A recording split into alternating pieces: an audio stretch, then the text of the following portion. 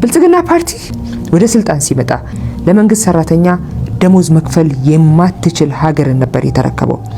እዳ በእዳ ተዘፍቃ ኢኮኖሚዋ መንቀሳቀስ የማይችል ሀገር ነበር የተረከበው። ነገር ግን በ7 ዓመት ብቻ ተአምር ማለት በሚቻል ደረጃ ላይ በሰራው የኢኮኖሚ ሪፎርም ሀገራችን ዛሬ ከአፍሪካ ቀዳሚ ኢኮኖሚ መሆን የቻለችበት ሁኔታ ነው ያለው። ኦኬ፣ የተሳሳተ ፕሮፓጋንዳ ይዛችሁ እስከመጣችሁ ድረስ እኔም እናንተን መተቸቴን አላቆም። ብድርን በተመለከተ 2010 ኢህአዴግ ወደ ብልጽግና ሲቀየር የነበረብን አጠቃላይ የውጭ ዕዳ 27 ቢሊዮን ዶላር ነበር።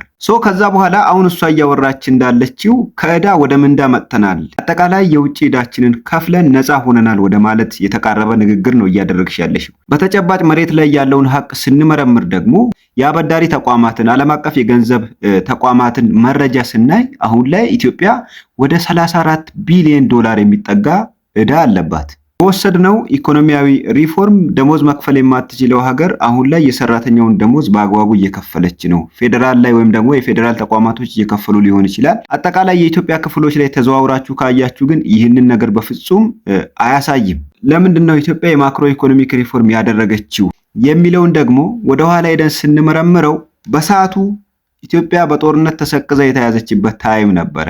በዛ ሰዓት የገንዘብ ሚኒስትራችን አህመድ ሺዴ እና ልኡካን ቡድኑ ከአይኤምኤፍ ከወርልድ ባንክ ጋር ሰፊ የሆነ ውይይት አድርገዋል። ተደጋጋሚ ውይይት። የውይይቱ ማጠንጠኛ ርዕስ ምንድን ነበረ? አይኤምኤፍ ወይም ደግሞ አበዳሪ ተቋማቱ ለኢትዮጵያ ብድር ለመልቀቅ እንደ ክራይቴሪያ ያስቀመጡት የመጀመሪያው ነገር ምንድነው? የኢትዮጵያን ገንዘብ ዲቫሉዌት ማድረግ ወይም ደግሞ የኢትዮጵያን ብር የመግዛት አቅሙን በ30% እና ከዛ በላይ ማዳከም የሚል አጀንዳ ይዘው ሲወያዩ ነበር። ከረጅም ጊዜ ውይይት በኋላ ኢትዮጵያ አበዳሪ ተቋማቱ ባቀረቡት ፖሊሲ መሰረት ተስማምታ ወደ ማክሮ ኢኮኖሚክ ሪፎርሙ ገባች።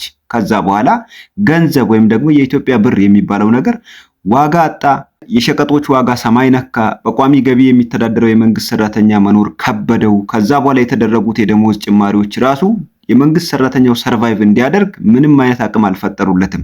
ስለዚህ መሬት ላይ ያለው እውነታ ይሄ ነው።